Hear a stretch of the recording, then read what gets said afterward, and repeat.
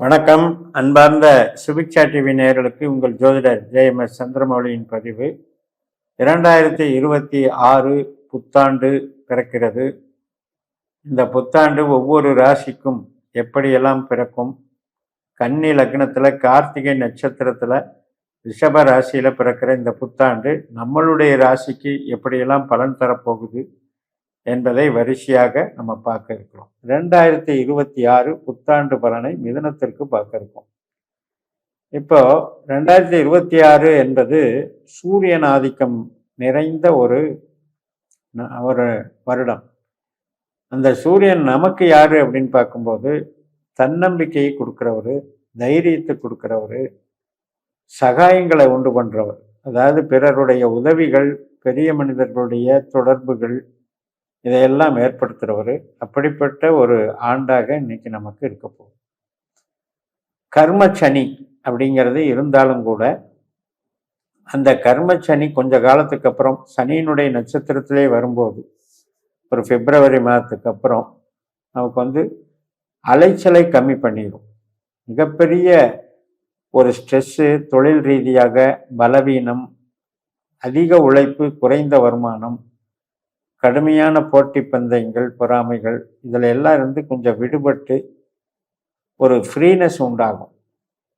அது மட்டும் இல்லை, ட்ரெண்டு மாறும். இப்போ உழைப்பு சார்ந்து பண்ணிகிட்ருக்கோம், ஒரு ட்ரேடிங் பண்ணிகிட்ருக்கோம், மேனுஃபேக்சரிங் பண்ணிகிட்ருக்கோம், ஃபீல்டு ஒர்க்கு பண்ணிகிட்ருக்கோம் அப்படின்னா அதெல்லாம் இப்போ மாறி கொஞ்சம் நல்ல நிலைமைகளுக்கு மாறி கொடுக்கும். கொஞ்சம் அதுக்கு அடுத்தபடியான ஒரு உயர்வான நிலைக்கு போகலாம். வேலை செய்கிற இடத்துல இருந்து வேலை வாங்குற இடத்துக்கு போகும். ராகு, கேது இவங்களுடைய சப்போர்ட்டும் நமக்கு நல்லா இருக்கு. ஆனால் எப்படி இருக்கு அப்படின்னா, நம்ம ஹார்ட் ஒர்க் பண்ணுற வரைக்கும் நமக்கு பலன் அப்படி மாதிரி இருக்கு. அதனால் ஈஸியாக ஒரு இருக்கிறத விட்டுட்டு நம்ம கடின உழைப்புக்கு தயார்படுத்திக்கக்கூடிய ஒரு அமைப்பு.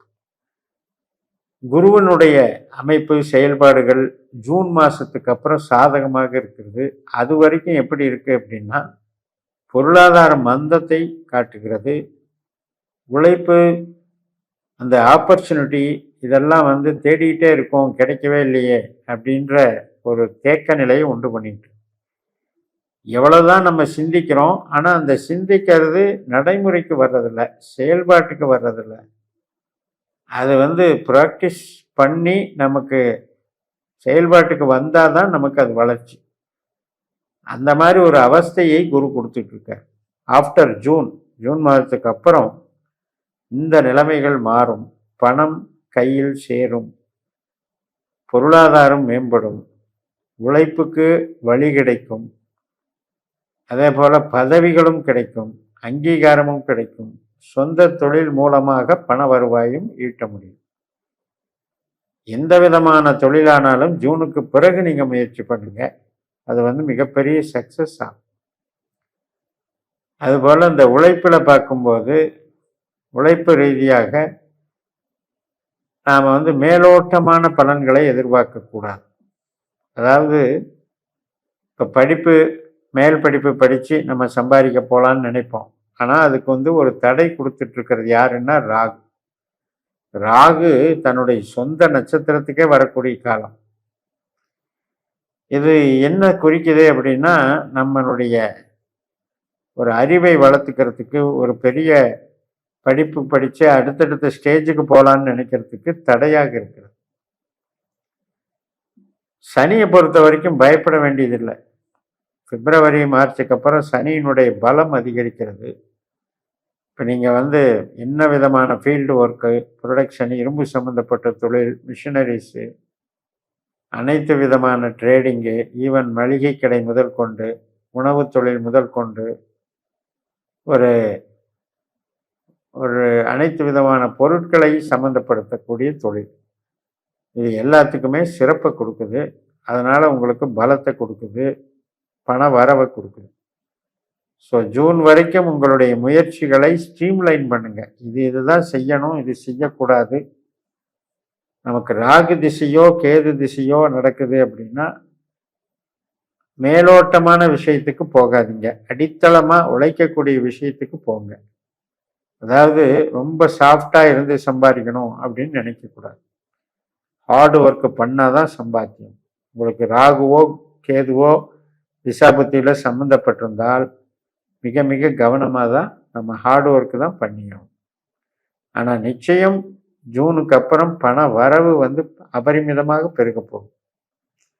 அதில் சந்தேகம் இல்லை. இப்போ திருமண காரியங்கள், சுப காரியங்கள், குழந்தை பிறப்பு, இது சம்மந்தப்பட்டது, படிப்பு, இதுக்கெல்லாம் இப்போ நீங்கள் ஸ்டெப் எடுக்கலாம். பிஃபோர் ஜூன் இது மாதிரியான நடவடிக்கைகள் ஸ்டெப் எடுங்க. ஐடி லைனில் இருக்கிறவங்க, கலைத்துறையில் இருக்கவங்க மற்றும் கமிஷன் வகை, கரஸ்பாண்டன்ஸ், அட்வர்டைஸ்மெண்ட், ரிஜிஸ்ட்ரேஷன், லாஜிஸ்டிக்ஸ், அனைத்து விதமான ஸ்மார்ட் ஒர்க்குக்கும் இப்போ பிஃபோர் ஜூன் நல்லாயிருக்கும். ஆஃப்டர் ஜூன் மாதம் அனைத்து விதமான நம்மளுடைய பணம் இறக்கி வேலை செய்கிறது, பணம் போட்டு பணம் பண்ணுறது, இதுக்கெல்லாம் சப்போர்ட் கிடைக்கும். எவ்வளோக்கெவ்வளோ கஷ்டப்பட்டு உழைக்கிறோமோ அவ்வளோக்கெவ்வளோ லாபத்தை பார்த்துடலாம். அதிர்ஷ்ட காற்று நம்மக்கிட்ட இருக்குது, தைரியமும் இருக்குது, வழிகாட்டுதலும் கிடைக்குது. ஒரு மிகப்பெரிய அற்புதம் நடக்க போகுது.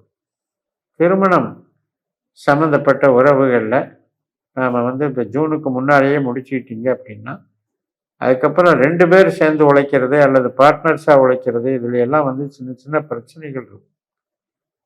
அதை பொருட்படுத்தாமல் போயிடணும். ஏன்னா உங்களுக்கு நல்லா இருக்கிற அதே காலகட்டம் உங்களுடைய லைஃப் பார்ட்னருக்கு கொஞ்சம் சிரமங்களை கொடுக்கும். ஆஃப்டர் ஜூனில் என்ன பண்ணோம்னா, அவங்களுக்கு ஒரு தடுமாற்றங்கள் சுமைகளாக தெரியும். வேலை பார்க்கறது சுமைகளாக இருக்கும். அன்றாடம் பார்க்குற வேலை கூட நமக்கு ருசிக்காது, ரசித்து செய்ய முடியாது, தேவையில்லாத ஸ்ட்ரெஸ்ஸை உருவாக்கும். அப்படி இல்லைன்னா ஹெல்த் லைனில் பாதிக்கும்.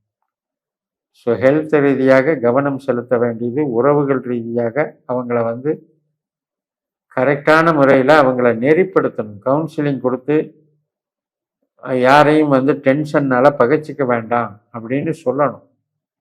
அந்த மாதிரி தான் நமக்கு பார்ட்னர்ஸ்லேயே கூட மிஸ் அண்டர்ஸ்டாண்டிங் வரும், பிரிவுகள் வரும். நாம் ஒன்று செய்கிறது அவங்க வேற அர்த்தம் பண்ணிட்டு அதுக்காக ஒரு மனஸ்தாபத்தை உருவாக்கிக்குவாங்க. அதையெல்லாம் தவிர்க்கிற இதுதான் நல்லது. உங்களுக்கு வேலை பார்க்குற இடத்துலையோ நீங்கள் பண்ணுற சொந்த தொழிலையோ ஜூனுக்கு அப்புறம் அற்புதமான வளர்ச்சிகள் நன்றாக இருக்கு. பொருள் சேர்க்கைகள் நன்றாக இருக்கு. அனைத்து விதமான தொழில்கள்லையும் பலம் இருக்கு, நிறைவு இருக்கு, மன நிறைவு இருக்கு. இந்த சண்டை சச்சரவுகள் அப்புறம் ஜூனுக்கு அப்புறம் வரும்போது நாம் என்ன பண்ணணும்னா விட்டு கொடுத்து போகும். ஒரு விவாகரத்து விஷயமெல்லாம் எடுத்து சீக்கிரம் முடிக்க முடியாது, அது பாட்டுக்கு இழுத்துட்டே போயிடும். அதனால் ஒரு காம்ப்ரமைஸ் மென்டாலிட்டியோடு போய்க்கிறது தான் நல்லது. அதன் மூலமாக கடுமையான மன உளைச்சல், பண விரயம், கஷ்ட நஷ்டத்துக்கு ஆளாகணும். அப்படிங்கிறதுனால உங்களுக்கு ராகு கேது திசாபுத்திகள் நடந்தால் இன்னும் அது தீவிரமாகும். ஸோ ஜூன் வரைக்கும் அகம் சார்ந்த நன்மைகளையும், ஜூனுக்கு பிறகு பொருளாதார மேன்மைகளையும் அடைவீர்கள் என்று சொல்லி நிறைவு செய்கிறேன். இந்த சேனலை சப்ஸ்கிரைப் பண்ணி ஷேர் பண்ணுங்கள். உங்கள் தனிப்பட்ட ஜாதக பலாபலன்களை என்னுடைய வாட்ஸ்அப் நம்பரில் தொடர்பு கொண்டு பலன் பெறுங்கள். உங்களிடமிருந்து விடைபெறுகிறேன். உங்கள் JMS. நன்றி, வணக்கம்.